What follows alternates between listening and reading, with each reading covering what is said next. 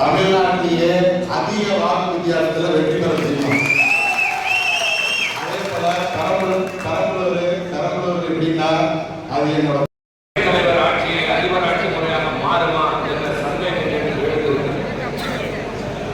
எனவே மேலோட்டமாக சிலவற்றை சொல்வதை விட கடத்திற்கு செல்ல நன்றாக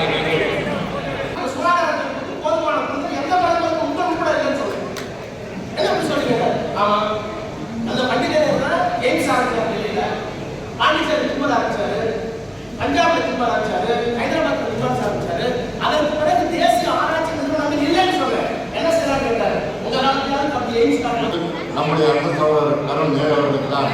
எனவே தமிழ்நாட்டிலே முதன்மையான வாக்குகளில் வெற்றி பெற போவதும் நம்முடைய அன்பு சகோதரர் அருண் நேரு அவர்கள் தான்.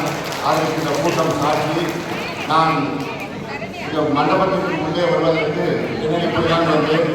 மண்டபத்தில் இருப்பதை தாண்டி 10 மடங்கு கூட்டம் வெளியே பந்தலில், அதை தாண்டி 10 மடங்கு கூட்டம்